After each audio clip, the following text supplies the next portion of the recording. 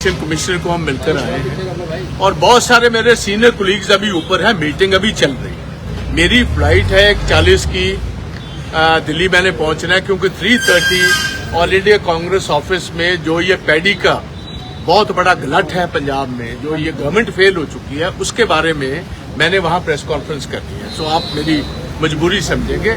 आज जो हमने रिक्वेस्ट की है, मेरी सीनियर लीडरशिप ऊपर है साथ, वो हमने ये बात कही है कि बहुत बड़े पैमाने पर धांधलियां हुई हैं इस सारी पंचायत की इलेक्शन। ना तो स्टाफ आपका ट्रेंड है और इसी की वजह से बहुत सारे लोग जो हैं, और स्पेशली डिप्राइव्ड सेक्शंस, हमारे दलित भाईचारा है, हमारी बैकवर्ड क्लासेस हैं, हमारी बहनें हैं, और जो फॉरवर्ड क्लास भी है उनमें भी बहुत सारे ऐसे लोग हैं जो इकोनॉमिकली बैकवर्ड हैं। बहुत सारे लोग तो ऑनरेबल हाई कोर्ट के अपना ना तो कोई वकील कर सके, ना उनके डोर्स को नॉक कर सके।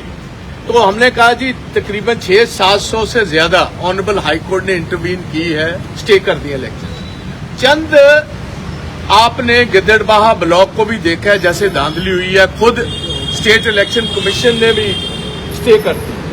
हमारी मांग ये है, उनसे मैंने गुजारिश की और सारी साथियों ने गुजारिश की है कि आप कम से कम 3 हफ्ते के लिए ये सारा इलेक्शन प्रोसेस जो इसको पोस्टपोन कर दिया।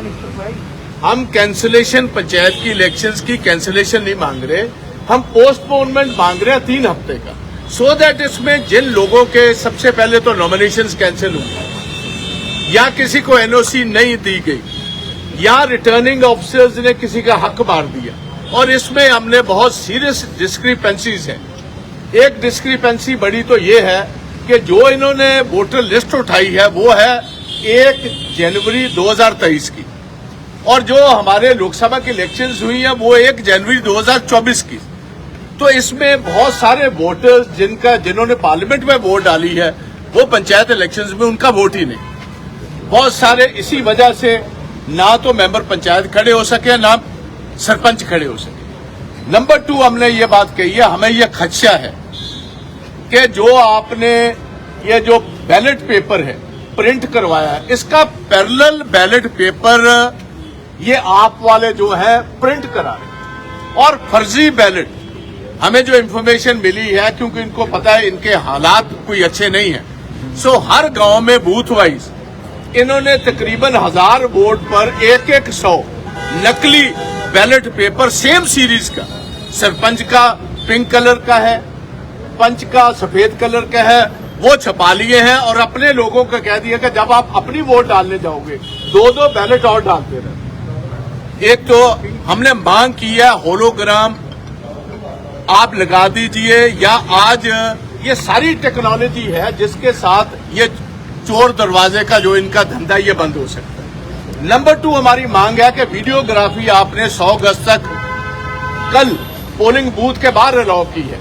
अब इलेक्शन कमीशन ने, स्टेट इलेक्शन कमीशन हमें विश्वास दिलाया कि कल की इन्होंने एक चिट्ठी भेज दी है कि जो कैंडिडेट है सरपंची में खड़ा हुआ या उसका इलेक्शन एजेंट है, वो जब गिनती होगी, हमारी गुजारिश है कि जब वोटिंग ओवर हो जाएगी 4 बजे, उसके बाद अंदर इलेक्शन की काउंटिंग वहां होगी, और काउंटिंग में धांधली होने का बहुत ज्यादा खदशा है हमें सारी ऑपोजिशन पार्टी।